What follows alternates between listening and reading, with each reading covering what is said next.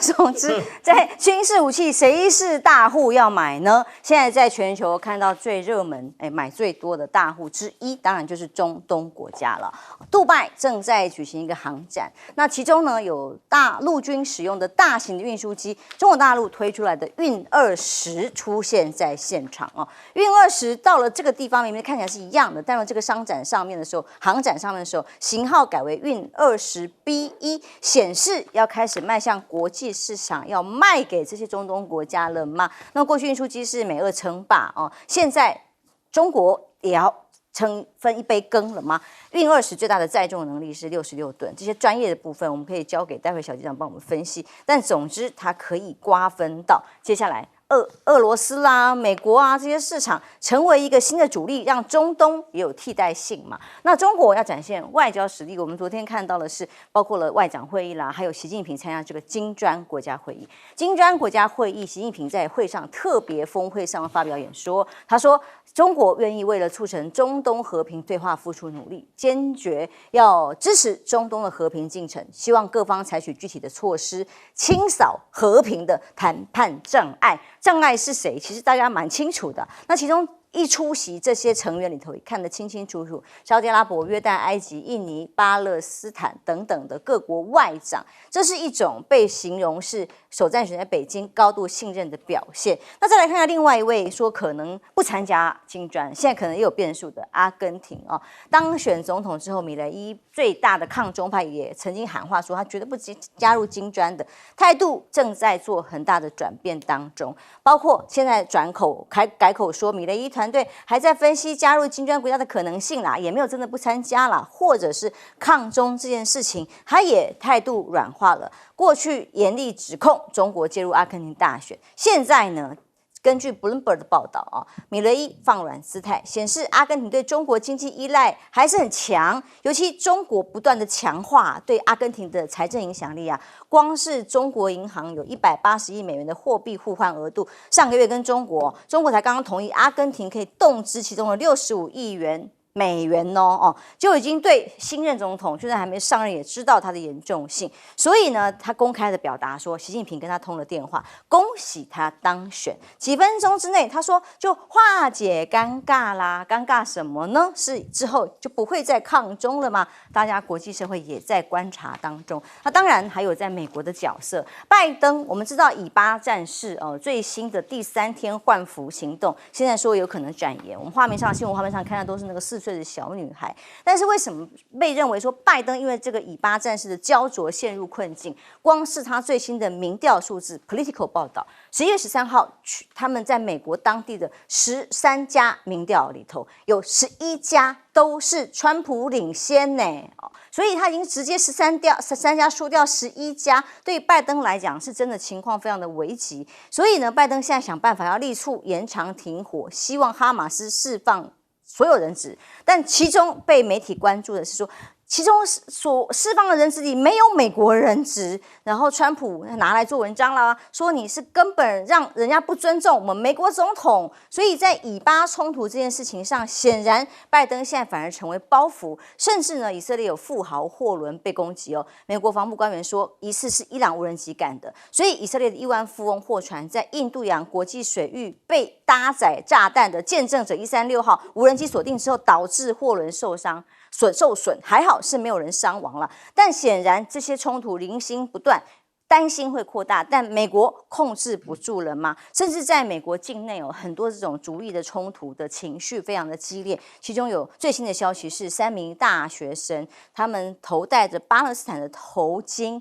结果当街就被枪击，他们家属都认为这恐怕都跟仇恨杀害有关系，是不是仇恨巴勒斯坦、仇恨犹太互相的这样对峙的情况，影响了这个内部更多的治安上的红灯哦。亮哥，我们在看最近中国大陆在这个包括杜拜航展上面的军事上面的输出的表现，是不是代表着他们的这个军事上面的企图心已经，当然中东这边是主要的市场了。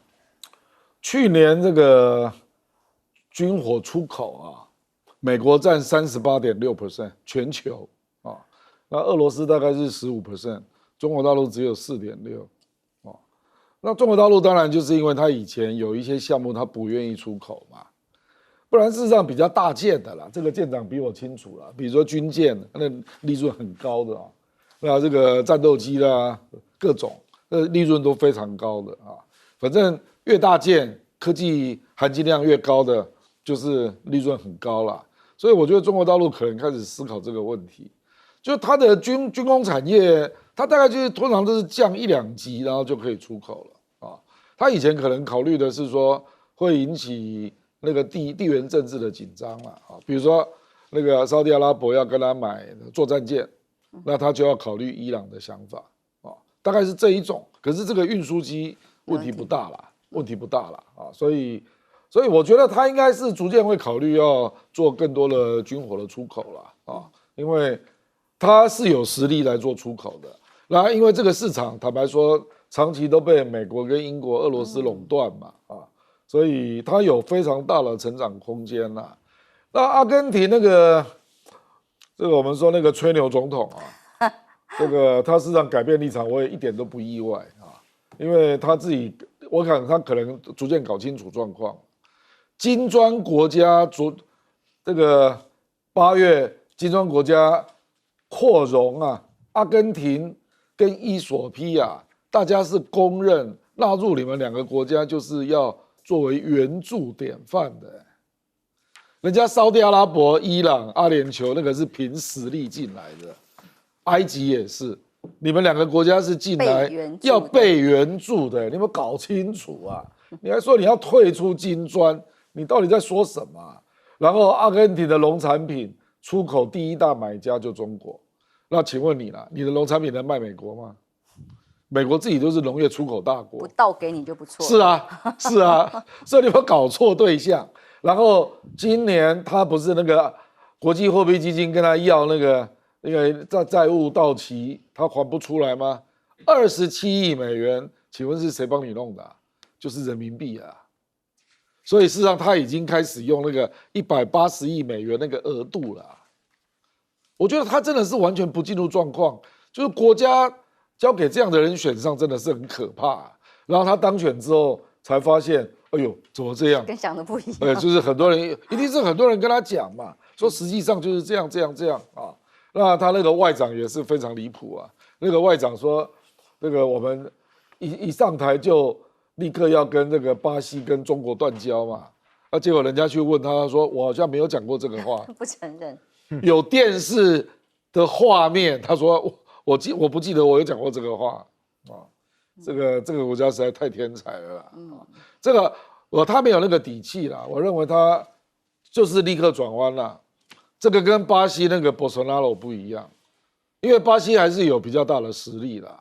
阿根廷的 GDP 只有5000亿啊，讲话这么大声，比我们台湾还少啊。是，我们台湾大概有6500亿，阿根廷只有5000亿美元那巴西人家好歹也1.6兆啊，所以我是觉得大概就立刻转弯了啦。没有底气，靠的是民粹嘛。小舰长，我们这样讲啊，也就是说，刚刚简秋念的那个新闻背景中间讲到的是塞尔维亚，也就是说，当初运20载着防空飞弹到塞尔维亚去，这只是其一，更重要的是它强大，就是我们讲运20的强大运载能力，建构在哪里？建构在南太平洋岛国的东加王国。东加王国在去年11月的时候，它因为先引发了火山爆发，然后又遭遇到海啸。第一个到的驰援的国家是哪一国？对不起，就是中国大陆啊。他那个时候运了33吨的物资，就是由运20直接运到。第一个。第二个，那当然他们还由那个071综合补给舰，那组成了一个编队，然后直接的运载了非常多的援助的装备，包含了拖拉机啊，包含了饮水啊什么，这个就是大国力量的展现啊。所以我们这边很多人对于运20各种批评啊，你想想看，我们还在用什么？我们台湾还在用C-13洞所以好意思讲吗？是不是？对啊，我们那阿北啦，阿北啊，潜舰是阿公啊。好，那个不是啊，每一个学者那个从政都能够像我们郑亮老师都能够那个有关于学理跟实务能够结合，不是这个样子。所以我们刚刚看到这个有关于阿根廷的新任总统啊，他是极右派的一个自由主义经济学家，他之前逢中必反，什么都不要，就像刚刚郑亮老师讲的，还有那个电视画面为证啊，现在什么都有画面为证啊。那但是呢，现在什么都要回来啊，他还要邀那个习近平主席参加就职典礼，然后也表示无意终止那个与大陆的外交。另外，他当初说不要加入的金砖国家，他现在又考虑要加入了。其实我们这样子看哦。也就是说，现在站在南美洲的一个视角，当初以为可以跟美国做个连结，但是美国现在都自顾不暇了。他当初说要援助这个太平洋国家，结果我们刚刚讲的东加王国遭遇到那个火山爆发以及海啸的时候，他去了吗？他没去啊，他根本不把这些小国家放在心里。另外，我们等一会儿还会再提到的，有关于东协国家也是如此。所以事实上，只有加入“一带一路”以及金砖国家，任何一个国家才有发展的可能。林哥，以美国的因为要选举的选情来讲，显然以巴对拜登现在是个头痛的难题。这个对于拜登来讲当然非常麻烦，而且麻烦是在于这个不是他说了算的事情，因为要看以色列的态度这个是非常糟糕。他每多拖一天，美国在全世界的威信就多11分，然后他再怎么去劝说纳坦雅胡看起来也不是很买单所以在这种状况下，拜登真的是陷入一个非常严重的困扰当中。所以这个东西到底要如何解决呢？现在我们当然希望这个停火能够延长是最好，可是问题是保不定什么时候两个就突然打起来。然后拜登在第一轮的时候为什么没有争取美国的人质先释放，我也觉得挺奇怪。正常来说，应该你也要先找一些样板来满足自己国内的需求所以拜登为什么没做这件事？还是他们谈判过程出了什么问题？这个恐怕还要再去深入了解，因为这个目前还不确定。可是只要以巴这个冲突不停下来，这个拜登我真的不知道到明年他到底要怎么选。因为你看这个战争如果一路拖到明年，甚至过完年之后，你想想看，那还要死多少人？现在已经死了1万多了，然后妇孺是特别容易受害，因为他们生命也比较脆弱。那在这种状况下，你拖到明年至少都2万多以上，那这么沉重的压力，拜登到底要怎么去扛？所以我觉得这个是美国一个非常大的麻烦。那至于说阿根廷这个总统，我觉得他会这样变是一件好事对他的国家、对他的国民是好事他虽然完全示范了政客就是换了位置就换了脑袋，可是有的时候你换了位置换了脑袋是要抨击、要去谴责。可是像他这样，他现在是在把国家带往对阿根廷有利的方向，宁可他迷途知返。是因为你如果真的像他所讲那样去玩，那还得了？阿根廷不就直接完蛋了？所以他现在会这样，当然有主客观因素的问题，但是他这样做是完全正确的。我觉得他要继续往这个方向走。选举的语言大家听听就好，有的时候还是要回归正途了。那至于运20呢，我必须讲，他现在能够对外卖，表示他的涡扇20完全成熟，也就是他上面绝大多数的东西他自己可以自主了。因为以前中国大陆要卖一些军品到外国的时候，就常遇到引擎不是自己做的，所以到最后就被人家限制出口。那现在他能够有信心能够出口，就表示它上面多数的这些东西都达到自主研发的这样的一个功力所以我觉得这个标志着中国大陆军工产业一个非要性的成长，这个是蛮值得我们注意的。是国际地缘政治各地都有各种不同的冲突，其中在南海看起来这个冲突在最近的几次互相的会谈，包括 APEC 领袖会议之后，好像没有真的可以得到降温。例如，当菲律宾现在跟澳洲正在进行联合巡逻南海的时候，菲律宾就说中国2架战机就绕行着菲律宾方面的飞机表示抗议。他说，经过证实报告指出，2架中国的战斗机在西菲律宾海的这个湖泊礁附近啊，被观测到绕行菲律宾的 A-29B 超级大嘴鸟飞机。所以呢，这次25号开始的首次联合海上巡演，菲律宾跟澳洲啊，范围就在南中国海。参加联合军演的有菲律宾的海军2艘舰艇、5艘空军侦察机、澳洲的海军皇家的护卫舰队啊等等，一起来联合进行。结果这个时候，中国2架战机飞行呢，当然就会引起菲律宾这边强烈的关注。而中国大陆方面也怒批美军的舰队驶入了南海的西沙，在中国的领海。所以美国的海军直接回应说：“哎呀，我们是依国际法来航行，但是对中国的认定来讲，这个是他们的领海，是一艘美国军舰，所以美国军队当然是例行性自由航行啊，没有影响。但随时像这样的冲突，仍然是一直隐隐的在发生当中。那么中国大陆呢，在拉拢东南亚的部分，很清楚的几个战略措施，包括拜会越南。越南的角色两边都可以有获利的空间啦。这几年在疫情之后，整个也是成为投资的重镇。中美对抗底下，它是获利者吗？越南总统在拜会之后呢，中国商务部长强调要拓展跟他的合作关系，深化中越贸易投资合作。而越方也回答越南党跟国家始终重视跟越中全面战略合作伙伴关系，越中关系啊是同志又是兄弟，支持中方加入 CPTPP， 所以中国积极稳定越南的关系，也怕美菲的关系友好之后，越南也被拉进去变成美国盟友咯。所以像马来西亚12月起要推出的多国入境免签里头的内容呢，名单里就有中国大陆啊、印度啊，没有台湾嘛，就是这些对于来自这些国家的游客呢，12月1号起也是有免30天的免签入境措施。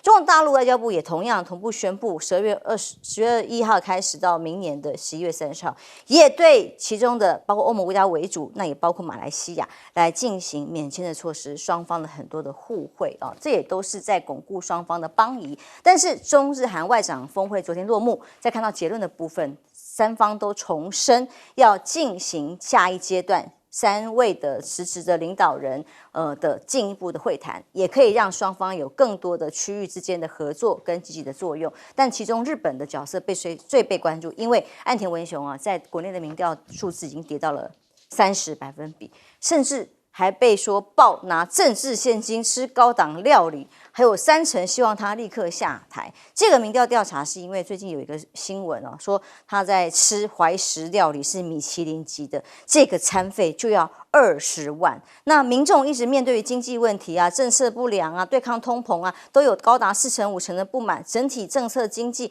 对于他的不满也蛮高的。可是他却自己去吃高档料理，一餐吃掉台币20万，引起了很多媒体跟民怨的报道。所以在这包括南海跟这个东南亚的关系，或者是中国跟日本的关系，都有很多区域平衡之间的问题正在角力啊。亮哥，这个因为越南现在是他刚换了总理嘛，那这个总理是跟中国比较友好的。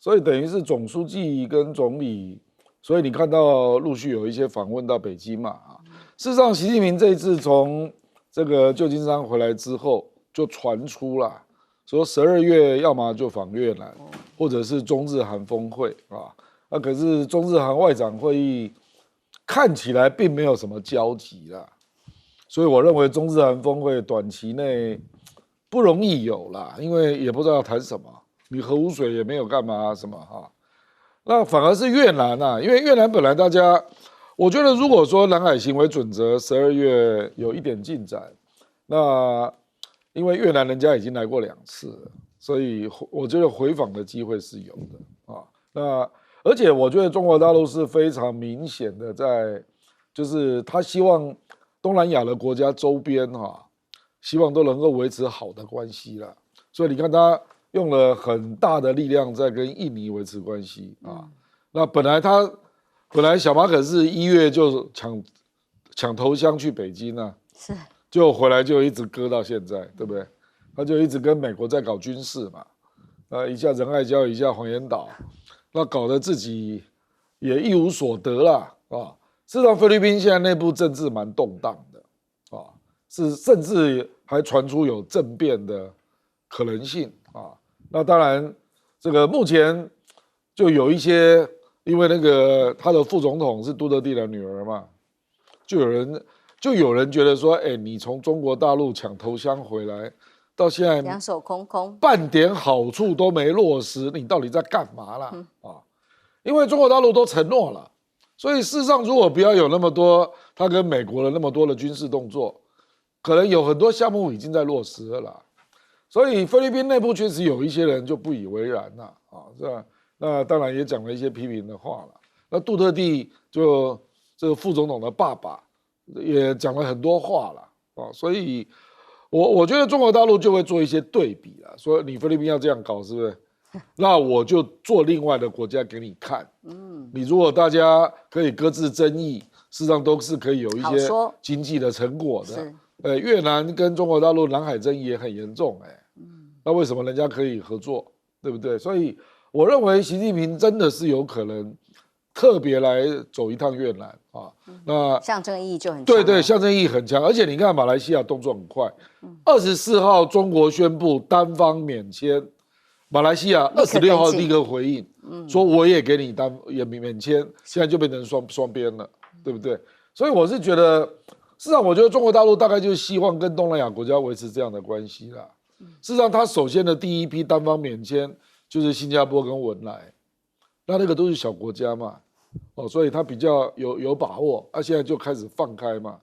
马来西亚其实国家是比较大嘛，那欧洲一下就放了5个国家，都是主要的国家啊，那偏偏就没有日本、韩国啊，所以你就看出他现在跟日本、韩国关系是不太好的，亲疏有别啊。对啊，你这个是很明显的啦，就是为什么从新加坡开始，然后马来西亚，然后单方免签，以前中国是不玩这一套的，它都是互惠的啊。他当然就是为了他的希望经济市场能够活络嘛，那就希望有更多外国人进来啊。像他28号明天就要搞那个国际供应链的促进博览会，全世界第1届啊。那进口博览会刚在上海办完嘛。明天要在北京办，它叫链博会啦，这个供应链博览会，它这个就是希望大家来做生意啦，像那个进口博览会大概成交的金额将近800亿美元啊，那现在链博会，它就是希望能够扩大大家内需嘛，来做生意嘛啊，所以它使劲解数了，你知道吧？因为你也知道，它最近房地产出了一些状况，所以有些人会怕嘛，那他现在就是说。大家来做生意啦，所以我认为他去越南机会是大的啊，因为越南事实上也想跟中国大陆谈那条高铁的问题，因为日本就是一直没有结果嘛。那人家看到中老铁路通车，那亚万铁路通车，越南也开始急了啦，所以可能有合作的空间啦，大概这样。是，的确在这个。哪一种关系是对国家有利？经济上面的考验，其实都在其中的考量。休息一下，马上回来。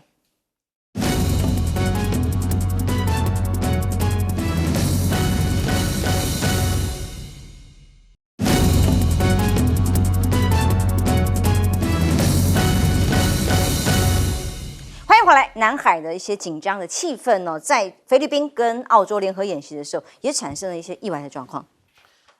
事实上我们来看啊，美国一天到晚穿越西沙群岛，其实这就是西沙群岛啊，它都是有它一定的目的的。为什么这么说？因为以大陆来讲，它所画设的这一个领海基线啊，它是用直线基线法来画。那个大家不要这样子讲大陆啊，我们台湾也是这样画法，所以我们可以把澎湖水道画进来，也是这种道理啊。那但是呢，美国认为说。在西沙群岛应该是岛屿基线，岛屿基线就是这个蓝色虚线的部分，他认为是这样，所以这个是2016年的迪卡特号它的航机啊，它就是这样穿来穿去，它的意思就是我否定大陆的一个这个领海基线啊，但是事实上来讲。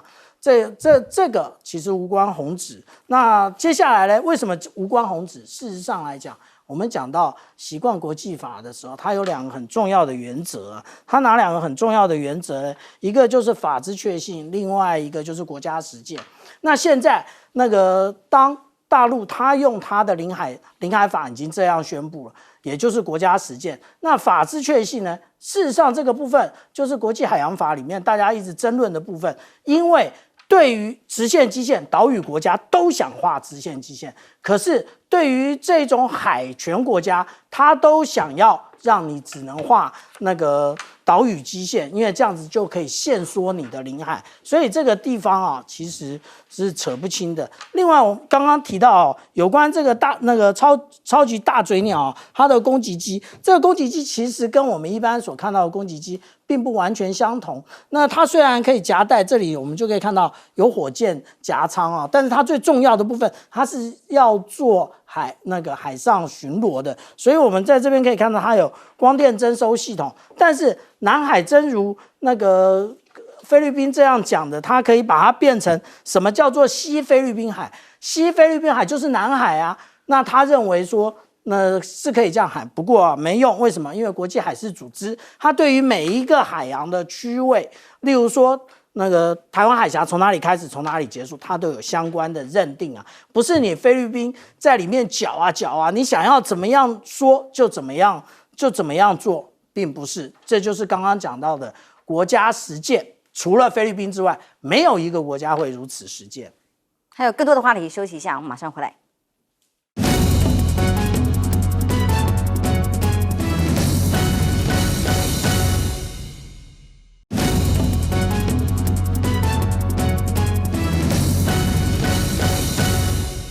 中日韩峰会在外长峰会落幕之后，是不是直接首长的会议要登场了呢？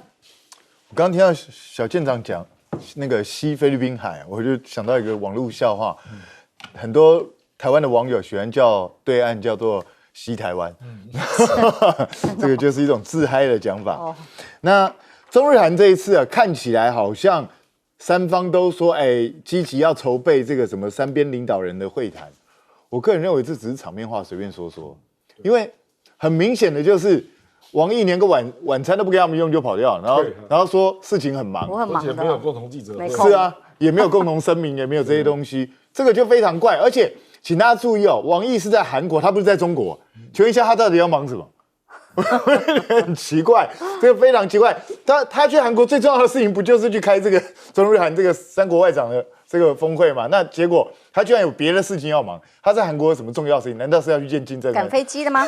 我不知道。所以这个是非常诡异的一件事情。我觉得表面上好像三方要维系一个我们还有一些共识的感觉，可是实际上恐怕中间阻碍还是很多。其实就包括刚刚亮哥有提到，光是一个核污水就很难解决了。我认为，除非日本愿意开放它的海域，让韩国啊，然后大陆啊这一些国家的直接进去里头探测，取得科学上的证据，不然的话，我真的觉得中国大陆现在这个时间也不会做让步，因为他也要对他自己的内部人交代啊。你莫名其妙突然之间就说好全面解禁，那这样子他恐怕也要面对一定的压力哦。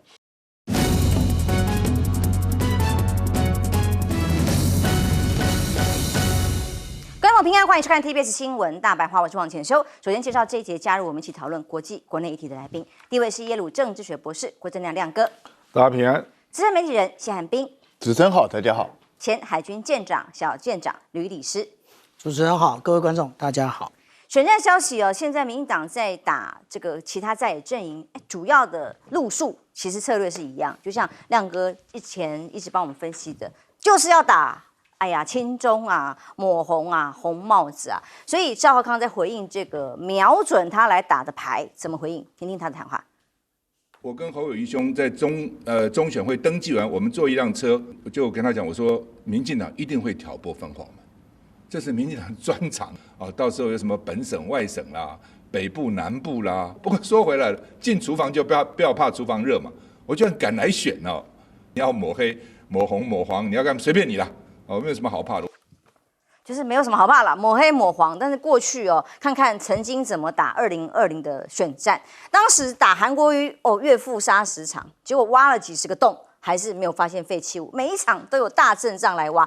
王立强后来变王不强，向心也完全都无罪，白白被拘留在台湾这么长的时间，4年，怎么跟谁讨呢？还有爆料者道歉的新庄王小姐，还有查登革热，后来专家证实，现在新的防疫措施去南部的这个疾管署的官员也一样，有一些屋顶要爬。那一天就拆的农舍，其实跟对比赖清德现在比一比，标准至少严格多了吧？哦，所以当这个姚立明被之前当委以重任，说主要打柯文哲的时候，他现在却传要来主攻赵少康吗？哦，他反而说不对副手多做琢磨，不能把选战策略讲得太清楚，但是不会对副手多做琢磨，毕竟要竞争的人是总统参选人。不过说真的，在记者会现场，民进党有一个字正腔圆的腔调的这个姚立明在当中，的确是跟一般人不太一样，因为像连赖清德强调他们是韩籍啊，台湾的韩籍啊，然后可以有这样特殊的一个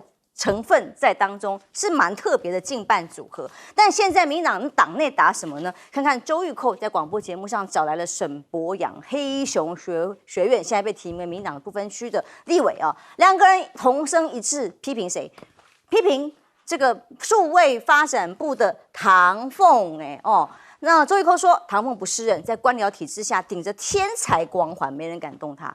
200亿的预算浪费纳税钱，结果沈博洋跟着讲他还没有上任立委，他说担任部长所需要能力不一样，转换过程需要成本，还有更好的位置，就认为他不适任的吗？他甚至林俊宪前2天也才批评过连民党立委都埋怨数位部没做事，害他们选情艰困。选情艰困，谁的错？唐凤也有错呢。所以特别砍了出国预算的600万，因为大家都说数位发展部没有解决诈骗，没有解决数位问题，也没有数位金融的问题有办法，但只有拿来出国预算旅游吗？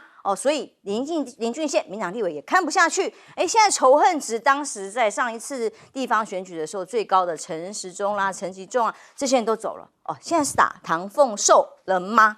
那当然还有郑运鹏，他们力拼要有一些选举上的加码跟表现，史上唯一吞火的立委，他加码，他是在造势场合跑场的时候吞火，这个厉害了吧？也算是绝技的。那还有绿营粉专的回力标打到了何博文嘛？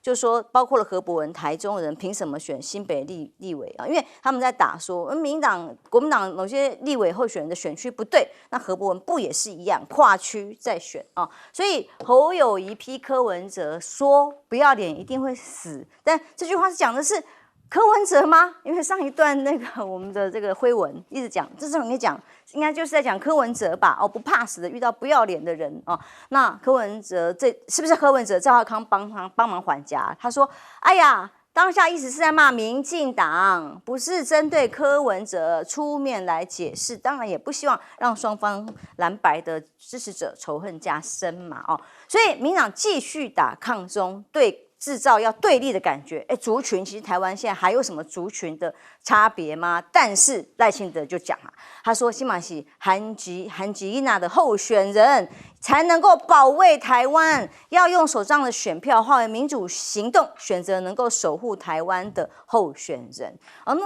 那么会谈什么呢？这个萧美琴说如果碰到了习近平，他在访问的时候回答说，如果碰到习近平要讲什么？他说两岸一家亲的话，应该多同理心。那萧美琴还喊话要两岸和平，国台办直接抢，是台独意味战争，你们主张的台独不是你所谓的和平，所以要珍惜维护台海和平，不要铤而走险制造事变，否则你所有的什么和平主张，他们并不认同。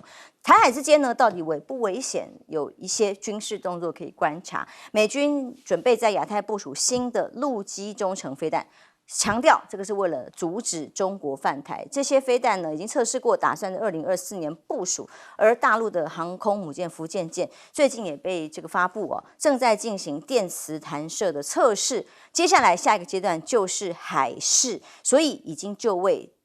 也显然也会很严峻的影响到台海之间的这个氛围嘛。亮哥，我们从这个抗中牌没有疑义到这段时间以来都是打这一张牌，那么现在这个所谓抹红抹黑还有用吗？这个姚立明是新党出身的啦，所以他知道赵少康的本事所以姚立明不会去打赵少康，真的可是其他人很难讲这个民进党很多人。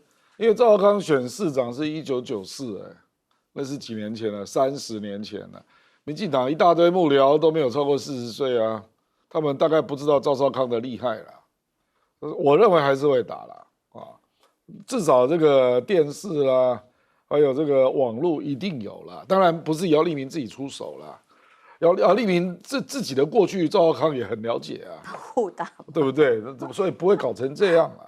可是因为民进党的主轴就是，你看赖清德他3不5时就又露出了他要打的马脚嘛，区分族群嘛，潘吉基那个来啊嘛，对不对啊？那这个就跟以前那个阿扁不是说那个贵宾狗跟土狗，那个时候是在强调说你是外来政权嘛之类的啊，就是民进党很容易的又会回去打这个统独问题啦，中共同路人啊，一定会这样啦。这个因为实在是没有什么政绩牌可以打啦，那怎么办呢？啊，这个比如说那个周玉蔻都看不下去了，开始打唐凤了。那我那天看到立法院在开会，林俊宪也受不了了，在那边骂那个数位发展部，说你们出国的经费怎么高成那个样子啊？那诈骗也都抓不到，然后这个一个月出国，我记得要将近200万啊，就是匪夷所思，不知道这个单位是要干什么。3不管，什么都不管。然后他还说，我去欧洲参加一些重要的数位发展的会议，我们要了解人家在做些什么标准啊什么啦哈。拜托，那你不要成立这个部好不好？你请他们去学术单位啦。我们中研院很多单位都有这种去观摩那个先进国家的类似这种标准会议啊。我到现在为止，我真的不知道数位发展部在干什么啊？那成立目的何在啊？就是你到底帮我们台湾做了什么事啊？你讲一下吧。然后就看到我刚刚看脸书诈骗还在到处贴啊。这个就不知道他在干什么了啊。那这个刑事单位也很头痛啊。那数位发展部不是应该有防止电诈？大家以为说像数位金融可能他可以管吧？比方说虚拟币啊、数位币，结果也不在他的管辖。不在了，那个应该是属于金管会的啦，也没有协调过。我根本不知道他要干嘛啦，所以我觉得这个部我看干脆废掉算了啦，不然就纳入以前我们就有科技部啊，就是我不知道成立这个部有什么作用，有利于我们数位的产业的发展吗？或者是对于数位所衍生的种种问题，你可以处理吗？比如说郑文灿那个影片，你能不能鉴定真伪嘛？他连这个能力也没有啊。我看到那个刑事警察局的回应是没有办法断定真伪啊。这太好笑了。就是这样啊，所以不是啊，因为我今天早上就听王宏威跟我讲，他说他们要送民间鉴定，那刑事警察局就赶快出来开记者会，说我们没有办法鉴定啊。就是一堆，就是没有功能或者此地无银300两，不能够发挥作用的，而且老百姓天天受到电信诈骗或者数位诈骗的各种痛苦嘛，结果唐凤2手一摊啊，他做不到啊，就不知道这个部门是要干什么啊，所以这个事实上，这个。我知道现在国民党也有很多立委都在跑选举啦，所以反而在立法院攻防就变少了。你不觉得最近立法院的新闻变少了吗？这个就是因为选举年嘛，所以，可是我是觉得，这个如果连周玉蔻都受不了的事情，表示在台湾已经极其严重，不然周玉蔻不可能棒打绿营啊，怎么可能呢？对不对？有可能预算没有给他吗？这个我倒不清楚，合理推断而已，只是推断。不好意思。不过我跟你讲最终他即使没有很大手笔去打赵少康，也必然还是环绕在国家安全问题啦、统独问题啦、中国同路人啦那种话题上面转啦。比如说今天柯 P 讲那个今天柯 P 接受专访，我觉得这种影射的说法真的是非常不好。说什么有人拿2亿美金叫你当副手，然后实质是什么他也拿不出证据，也说不出是谁啊。这种话其实这柯 P 你以前就被人家这样搞过，你要这样讲话吗？那可是这里就会被民进党拿去做文章，就是这样啊。所以我认为未来民进党一定会有很多影射的选法啦，那都是在影射说，这个中共有介入，大概是这样。那搞不好周边还会有一些这个类似王立强事件那样的东西，有一些外国会配合啦。两岸到底要往哪里走？刚刚我们前一段有跟大家讲个最新的消息，就是侯友宜今天在跟工商团体见面的时候，33会会长问他，那台湾如果未来他当选的话，两岸要怎么做？时间表是什么？彬哥他直接讲哦，他直接说接下来就会马上开放陆客大规模的来台，更多的交流。其实这也就是跟对方的这个抗中抹红牌，刚好是一个完全相反的路线。我觉得这个就是正确的方向啊，就是我们现在选战最后阶段，也不要打什么高空了。就直接提出具体的，你到底要怎么做？因为9大这个工商联合会，他们最近也要陆续邀这些总统候选人嘛，那也趁这个机会，赶快把自己对台湾的经济未来的方向、工商的未来发展方向一次解释清楚。我觉得这个大家来比一比政见嘛。那至于说选战的这些操作，我认为他们一定会打赵大哥啦，这个不可能不打的，对啊，只是用什么形式去打而已，因为。赵大哥过去这几十年被打过太多次，所以他很多东西都已经法院定验的东西。那这种东西呢，你觉得法院定验他们就不会打吗？不，我觉得他们还是会打，只是用网络流传那种小道消息的方式去打。那有一些包括中广这些啊，他就会在节目上去讨论。我觉得一定会的，因为他们认为这样会去让年轻人觉得有被剥夺感啊这些东西。但是我认为以赵大哥身经百战，他也没在怕这个了，而且。说真的，搞不好他很希望人家这样打，因为你要知道，如果绿营接下来的攻防都集中在去打赵少康啊，去打这些东西的话，打国民党这些陈年往事的话，你知道柯文哲就大概就被边缘化，因为所有的绿营的节目啊，或者蓝营的节目这边也要回应嘛，然后就变成所有的节目都围绕在这些题材的话，那柯文哲就真的被边缘化，所以我觉得这个对蓝军来讲，恐怕也未必不是一个他们期待的一个结果。那至于说数位发展部，我从头到我跟亮哥一样，我从头到尾不知道这个部成立要干嘛用，什么也不会。他到现在唯一拿出来的证件，好像就是弄了一个点面线，对，点面线的 APP， 就这样。这个东西需要数位发展部来做，需要花200亿来做吗？然后什么东西都还在学，那我要你干嘛？你可不可以等学好了再来当官？那是实习生吗？哪有成立一个部门然后让你来学的？你不是天才吗？天才应该都会了。应该你来教我们的，而不是你来学。然后所有的这些，包括诈骗也好，或者是个资外泄也好，完全束手无策。然后要不然就说跟我没关系，这不是我的管辖。那可不可以请唐凤很清楚的告诉大家，你到底管辖什么？什么东西是你的业务负责范围？你能够帮我们做到什么事情？你要解释清楚啊！这是一个新成立的部门啊。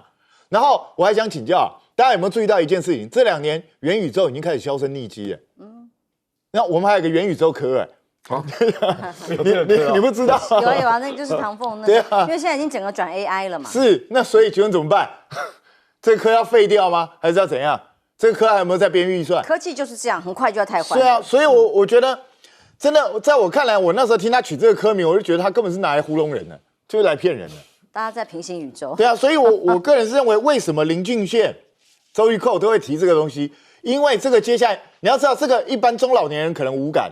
因为不知道那是什么东西啊，可是年轻人可是很有感的。你现在唐凤在用那种骗老头子的老太太的话去骗年轻人是骗不通的，年轻人网络都很熟悉啊，所以我觉得这是为什么林俊宪他会提出来的原因，因为他们知道唐凤真的没在做事，什么也没搞出来，到现在每年花我们200亿，真的不知道在搞什么鬼。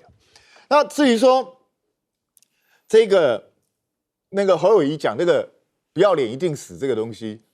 其实我一直很纳闷，为什么跳出来抗议也不是坚哥？因为那天是在游淑慧的选区，然后侯友宜这样讲，那如果你要说影射的话，正常的人会直接联想到你是不是影射坚哥？因为他是说游淑慧不怕死进入这个监棍选区嘛，那有道理。那再讲的不就是坚哥吗？反而坚哥没有出来，然后柯文哲这边对号入座，对号入座，这个是我觉得很纳闷的事情啊。那我其实很讶异的就是，过去赖清德一副好像什么赖神啊，形象很清新啊这些东西，就他这一次出来选举，我才真正了解到，这个人完全不懂年轻族群在想什么。你看他几次跟学生的座谈会，回答乱七八糟的，然后有那种就是很刚愎自用、很跋扈的那种心态就出来，然后到现在选战最后还在喊基因呐。拜托，对现在30-40岁以下的人，他们不管现在已经没再分什么本省外省了，好不好？早就没有了，大家全部都是一起长大的人，你再用这一招，你觉得你收获能够多少？在我看来，是真的没东西打了，才只好打这个东西。这个其实是我觉得还蛮失败的，就是完全一个赖清德的外表，他虽然极力想要让自己显示年轻，可是里头包了一个7老8十的灵魂。请问一下，这有用吗？我觉得今年赖清德的年轻票大概注定失败。曹县长，你怎么看最近美军的最新部署，或者是福建舰最近所做的这个电磁弹射的测试？我们先看一下福建舰的状况啊。福建舰其实在11月1号的时候，它并没有什么动态啊。可是到11月14号的时候，它在前面搭了一个红色的台子啊。那个时候可能是它有一些什么庆祝仪式，但是没有对外公开。可是最新的是在11月26号，它向外拉，但是它只有船首向外拉，它并没有整艘船向外拉。为什么？因为它要做净载重测试。什么叫净载重测试？净载重测试也就是我们以前可以看到，美军的航空母舰它会带着一辆车子，由那个电磁弹射，由弹射器把它弹射出来。这次就在做这个。我们这边画了几个红圈圈啊，不是红框框啊。那我这里面有按照它的时序啊，然后把它的这个点出来，也就是它前面已经往外拉了，然后它就是在做净载重测试。那如果说我们来讲啊，它这个净载重测试，如果按照美军的经验的话，美军其实当初在做福特号的时候，它2015年6月的时候它测试，可是它测试完之后，它到2017年才进行了所谓的那个海试啊。但是福建舰不会如此啊，为什么？因为大家认为现在在大陆只有这么一套电磁弹射系统吗？没有，除此之外还有3套。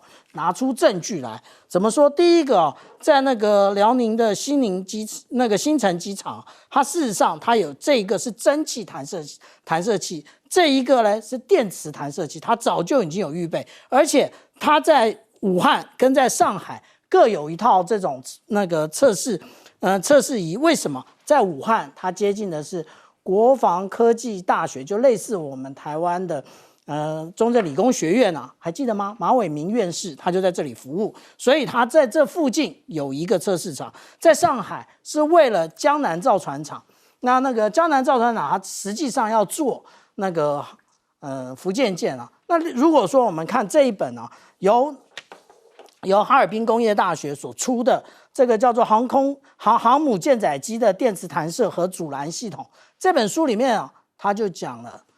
这一个测试的期程会比那个我们之前看到的辽宁或者是山东时间要来得久，但是它不会像美军这么久。至于美军啊，现在要各种部署啊，他想要说在海外就是以第一岛链来进行攻击，其实也就是这智库他所做的，但是实际上不可能。那等一会儿我们广告时间再说为什么不可能。听小舰长分析，我像网友们又要反映说小舰长不能留。